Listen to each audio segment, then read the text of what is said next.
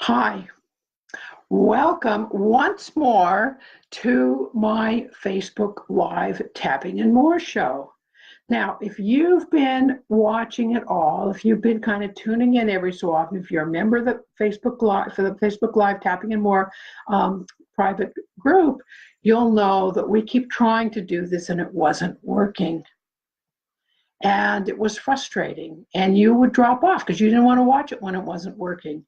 Now on my end, I didn't even know it wasn't working because on my screen it looked like it was working, and then I'd go back and look at it, and sure enough, half of it or more would be completely pixelated. You couldn't even understand it, and I was just about to give up. I was getting really frustrated. I tried several times and had that happen. I'd followed the directions. People said, well, hardwire your laptop to the router, and I did that. Hi, Rebecca. Welcome. So I got it hardwired to my computer.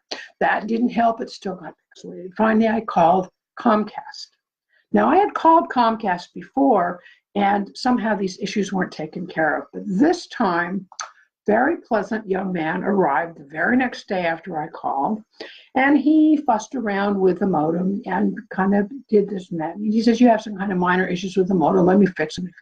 And he said, but I don't think that's your issue. He said, I think your issue's up at the top of the pole. Those poles that are along the side are like telephone poles, and that's where they have the connection for our TVs and phones if they're wired into our TV and our internet and so forth and so on. So he said, I'll be back in a while. So he gets in his truck and he drives down the road, and he has gone quite a long time. Hi, Yolanda. So he's gone quite a long time, and he comes back and he's wearing his hard hat and he's got this elaborate harness on. And he said, well, I just climbed your pole. He said, here's what happened. He said, the people that came out before weren't qualified to climb the pole. And he describes it. It's a very tall pole. And I've seen these poles. Yes, they are tall. I'm glad I'm not the one climbing them. Whoa. Okay. So he said, I climbed up to the top of the pole. And he said, the connector was all rusted out. And it just, when I went touched it, it just fell off in my hand. He said, that's why you weren't getting any internet. You were getting the sporadic internet connection. I went, oh, really? He said, I'm surprised you got what you did get. He said, anyway, I put a new one on and you should be good to go. So then he went to all of these different sites where you can speed test. And I suggest if you're interested in doing this, something that takes a really strong connection, you just go speed, just type in speed and then test in your browser and click go or start or whatever, and it will test the speed of your browser. And I was getting these really low numbers when I was doing it. So he tested and it was all fine. I tested again today and several times. It's all fine. So I am so tickled to be back here with you. Patricia's joined us. Hi, Patricia. So we are going to go back and we're really going to do the one that I have tried twice before to do. Now, you may have gotten through it far enough to have gone through that little quiz, but we're going to go through it again. And it doesn't hurt to go through it again because these are the most common issues that those of us who are in business have businesses for ourselves, whether it's a part-time business and you've got a day job and then you're selling essential oils on the side, something like that, or you're full-time in business for yourself. These are the kind of things that keep you from bringing in money, that make it difficult for you to sell and make it difficult for you to receive. So you ready? All right, you need a piece of paper and a pencil or a pen or whatever, and you're just going to make a little check mark on your paper if your answer is yes to any of the questions I'm going to ask you. So hang on here for a minute. I've got to find my questions. All right, here they are. You ready? Check yes on your paper if you believe money does not grow on trees. Check yes if you believe there's never enough money. Check yes if you believe that you aren't smart enough to make lots of money. Check yes if you believe money can't make you happy. Yes if you believe people who are rich are selfish and arrogant. I don't want to be like them. Check yes if you believe the market isn't very good right now for selling things. Check yes if it's, it's just hard to find clients and customers. Check yes if you believe that people in your family aren't supposed to make a lot of money. It just wouldn't be right if you made more money than your parents made. Check yes if you believe that your products and services aren't good enough for you to charge a lot of money. And finally, number 10, check yes if you believe there's too much competition. So, what was your score? How many yeses did you get? You can type that into the comment box if you want to. And if you don't want to, if you're embarrassed because you got too many of them, I can tell you right now, most of the people on this call probably got too many of them. And certainly when I first started doing this work, I got a lot of yeses, believe me. So for starters, I want to tell you right now off the bat, every single one of these, all 10 of them, 1 through 10, are false. And you're going, wait, Mary Jo, no, maybe 9. But certainly there's one of them that is true, and that's money doesn't grow on trees. Well, let me show you. I prove otherwise. I'm going to show you a picture of my money tree. You can see my money tree? Nice money tree. I've got it right here, right next to my list of negative beliefs about money. And I'm going to argue, tell you, suggest to you that money, for some people, money does grow on trees. So we think of it as a metaphor. Of course, from a scientific perspective, money does not grow on trees the way, say, apples grow on trees. Of course not. But if you think about it as a metaphor, I recently had a very interesting conversation with a woman in a networking group who, when she went through, we were doing this live, not on Facebook, we were doing it in a little workshop, and she went through the questions as everyone else did in the workshop, and we started talking about money growing on trees, and she said, "Oh, Mary Jo, you're not going to believe this." She said, "Do you know, money grew on trees for my family." She says, "My family never, ever didn't have enough money. My family was wealthy, and we did whatever we wanted to do. We went on trips, we had lovely new cars, we had beautiful homes. My parents had owned a business, and they did extremely well. And that was the same thing, that was true for my grandparents also." And she said, "Now that I'm in business for myself, it's pretty much the same thing. I never worry about money." She says, I have all the money I need. I have all the money to do all the things that I want to do, which includes taking very expensive, wonderful trips. It includes a second home, and so forth and so on. So all of us in this networking group, we know this woman well, and we're all looking at her like, our jaw drops and our eyes are wide open, because we had no idea that she and her family had that much money, and that, in fact, she didn't worry about money. And then she just turned to us and she said, "It's true. For some of us, and I'm one of the lucky ones, money does grow on trees."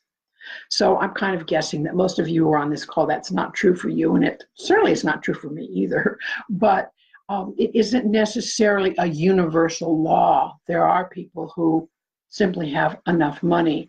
And often these are people that follow in a generational pattern. So when she explained it, I wasn't surprised when she said, "And my family, my parents had plenty of money, and my grandparents did."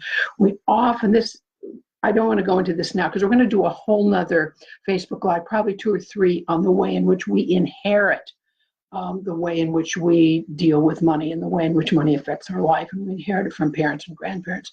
So I wasn't at all surprised that she had, in fact, quote unquote, inherited her belief around money growing on trees, her belief that there would always be enough money, which then produced enough money that she inherited that from her parents, who'd gotten it from her grandparents. So I hope that this is a teaser for you to keep watching Facebook Live and come back when we do that one. I think, did I even introduce myself? I think I forgot. I'm Dr. Mary Jo Wagner, the Unstuck Coach, and I need you to click like and to click share. And now I remember I didn't introduce myself. Sometimes I forget what I do because sometimes I practice ahead of time and then I can't remember whether I've done it here or I did it in the practice. Never mind. We won't go there. It's just blame it on the gray hair. We've got to blame it on something. Okay. So now that we've gone through this list, I want to kind of go back to the list and talk about some of the things on this list and why they don't even make sense. So I'm not smart enough to make enough money. That one just cracks me up every time because I know people who are kind of dumb, actually. Years ago in Colorado, I was working with a mastermind group. We met every month. We knew a lot of the same people. We're all coming out of the Colorado Speakers Association. And we used to talk about this one woman all the time. We quite liked her, but she was wildly successful and we couldn't understand it because her stuff just wasn't very good. She wasn't a particularly good speaker. Her book was kind of mediocre. We couldn't figure it out. She was always getting big bucks for speaking gigs. She was selling at the back of all her books at the back of the room. It was really, really successful, and we couldn't figure it out. And finally, again, when I got into this work, I realized, this is a woman that I knew, I realized that this was someone who never doubted that she wouldn't be successful. She never doubted that she wouldn't have plenty of money. She never doubted money grows on trees. She had all of those pieces. She had the inner stuff that kept her prospering, even though she wasn't a terribly good speaker and her books weren't particularly good, because she had the most important part of it, which is the inner part of it. So I'm sure you know people whose stuff is absolutely brilliant, and they're starving. You think of this, think of all the stories we have of starving artists, or people in the past who died penniless. Mozart was one, for example. Bach never made very much money. I'm kind of a music person, so my examples usually come from music, but these are people who never made much money at all during their lifetime. And they died long enough ago that even their relatives aren't getting any proceeds. All their music is now in the public. You can have it without copyright. Or the copyright will go back to a publishing company, a current publishing company, and certainly won't go back to the Mozart family or the Bach family. And these are some of the most brilliant composers that we've ever known, and they died with Bach with very little money, and Mozart basically a pauper. Okay, so money can't make you happy, really. Poverty makes you happy? I don't think so. Now, money in and of itself doesn't make you happy, but there's a saying that it sure goes a long way toward that.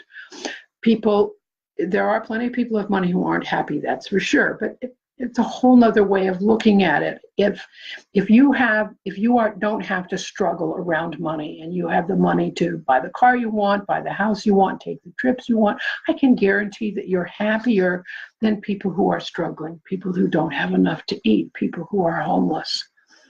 People who are rich are selfish and arrogant. Now, some people are. Some people who aren't rich are selfish and arrogant too. Selfish and arrogant doesn't have anything to do with rich or not rich. Market isn't good enough right now.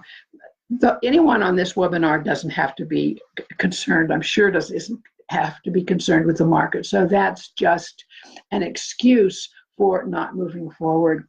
Hard to find clients and customers. If you believe in yourself and you believe in your products, you believe in your services, customers and clients will come to you. Period. That's just that law of attraction that works. And when that doesn't happen, you've got inner stuff that's pushing clients and customers away. That's actually, even if these people like you, it's pushing the money away. Okay, people in my family aren't supposed to make a lot of money. So this goes back to, as I say, a Facebook Live that we'll do later that's about the way in which we connect to our parents and our grandparents' money stories. Our money stories are very similar to those stories, unless we've worked on it with me.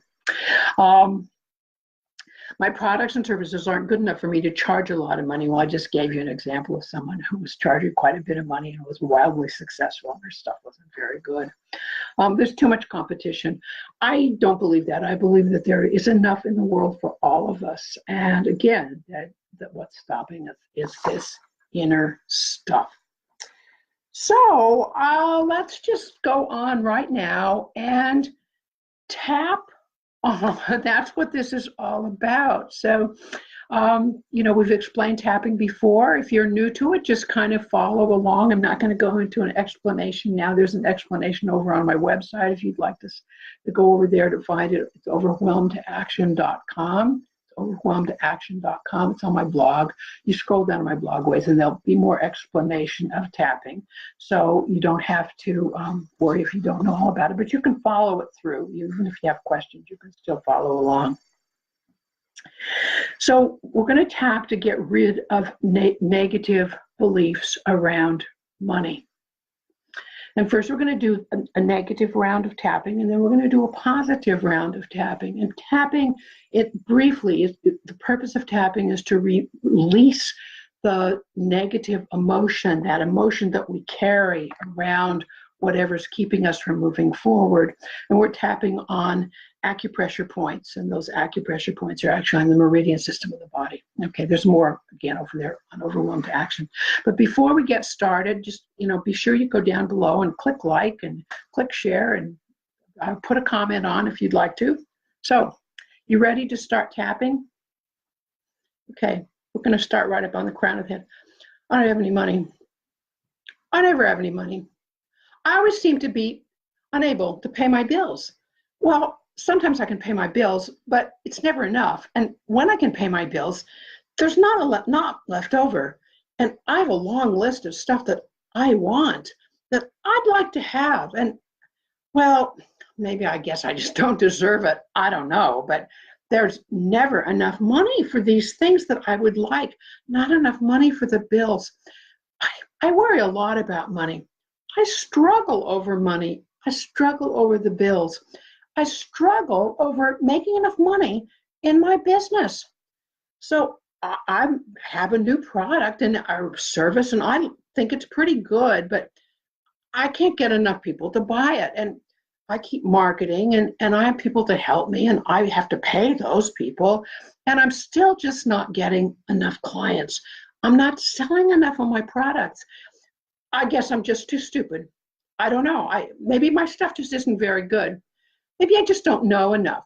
Maybe the universe just doesn't think that I'm worth having money. That's it. I'm not worth having that much money. It's all about who I am and who my family is. And we've just always struggled with money, and I just never have enough. I look in my bank statement and I don't have enough. And it's the same thing every month. I just don't have enough. And I have things I want to do and trips I want to take. And I have all these bills I have to pay. I just don't have enough. I don't know what I'm going to do. This struggle about money is wearing me out. Whoa, dear. If that isn't downer stuff, whoo, take a deep breath. Release that. We always do. People always ask me this, but we always do negative tapping first. And clients of mine, where we work a lot on this tapping, I have them tap the negative stuff several times before we ever move to the positive, because that is actually the process by which we're letting go of the negative stuff. And we have to let go of the negative stuff before we can put the positive in. So let's take a deep breath. And let's do the fun part. Let's tap a positive round. You ready? Okay. I've got enough money. I got some new clients. I sold some product. Whoa, this is so much fun. I think we should go out and have a really fancy dinner at a really elegant place to celebrate. I'm so excited that I've got enough money. Yes, I've got money to pay all my bills. I've got money then to put in my savings. And it looks like there's money to take that vacation. Oh, I've wanted to do that for so long. And now there's enough money. I stopped struggling around money. It's just there.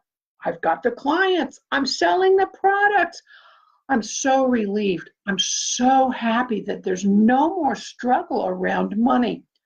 Oh, this feels so good. All that old negative stuff is gone. I'm looking right now at my the my bookkeeper was showing me just now what the money situation is, and it's really good. I couldn't believe it. Oh, look, I look in my checkbook. I look in my savings account. I'm looking everywhere that I can check on my money, and there's money there. I feel secure. I feel just so much peace now. I've been letting go of that awful struggle around money. Oh, this is such a good feeling. Wow. Okay. So for some of you going, I don't really believe that yet. Well, probably not. But here's the way tapping works. I'm going to invite you, if this particular Facebook Live resonated with you and you have these struggles around money, I want to invite you to come back to this video. You'll find the video is going to be on my it'll be on my Facebook page. It'll also be in the private Facebook group. It'll be on YouTube. So you should be able to be in all those places later this afternoon. So you should be able to find it. And I'm going to ask you just to keep coming back to it. Now, you don't have to go through the beginning of it. So you just use the scroll bar to get over to the place where we start tapping. But please start tapping at the negative. You need to keep doing that negative. And then you just keep tapping. You come back. I would suggest come back at least once a day. And how do you know when you're finished? Well, some of you have heard me talk about this before. You kind of rate it on a scale to 1 to 10. So if you feel really awful about your money, oh, I'm so worried, that's a 10. If you feel relief, wow, that's good. I feel a lot of relief. That's a 0. Now, sometimes you will feel this relief before you'll actually start seeing this money coming in, but it's all connected and it all follows through. You have to feel that relief before the money. Generally, for most people, you have to feel that relief, and you have to feel that relief over and over again before that money starts coming in. So you're just going to rate it. If you feel terrible, the worst you could feel is a 10. The best you can feel is a 1 or a 0, and you want to be able to feel that best, a 1 or a 0, over and over and over again. Once isn't enough, because you may find the next day you've gone back up to a 5 or a 6 or something. So the more successful you're going to be with this is based really on how much you go back and do it. But it doesn't, you just saw it doesn't take very long. It's not difficult. I walk you through it. The best way for you to do it is, of course, for you to kind of personalize it. So as you get more comfortable with it, where I say clients and customers, or where I say clients and you sell products, you don't have to talk about selling products because you don't sell products. You just have clients, or whatever it is that you do. You can put in the name of your specific business. I sell essential oils, or I have coaching client life, clients for my life coaching program, or whatever it is that you do. You want to make it as personal as possible. Obviously, I can't, in a group like this, I can't make it personal for everybody. So it is kind of generic. So if there's a downside to this, it's that it is kind of generic. But the basic pieces are there. And you always want to honor those feelings. So I think we didn't do this, but when we're tapping, we say, I honor these negative feelings. I honor that this is how I feel. These are my feelings, and I own them and I accept them. So it's important not to beat yourself up and go, oh, I have these terrible feelings, but to honor these feelings. So that's it for today. And we'll get this posted so that you can go ahead and keep tapping on it. Follow along with me and keep tapping on it. And I'd also like to invite you, if you are interested in finding out more personal pieces about you, what are your long-term goals? What's working? What's not working? What should you do next? What strategies should you take? Then I invite you to sign up for Clarity strategy action call, and you can just get a hold of me to do that. So, and you're going to laugh at this. I don't have the link off the top of my head, and I don't seem to have it written. Yeah, here it is. Aha. See, I got so tangled up in all the problems with doing this Facebook Live and all the internet connection problems and all the business up on the pole and so forth that I forgot what the link is. So it is overwhelmedaction.com/clarity.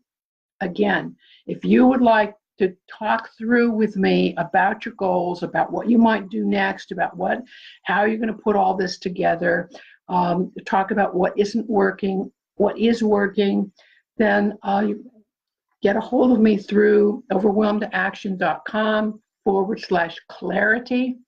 There's no charge for it. I look forward to talking to you. Thank you so much for being here, and I just appreciate you a lot, and happy tapping. Have a lovely weekend.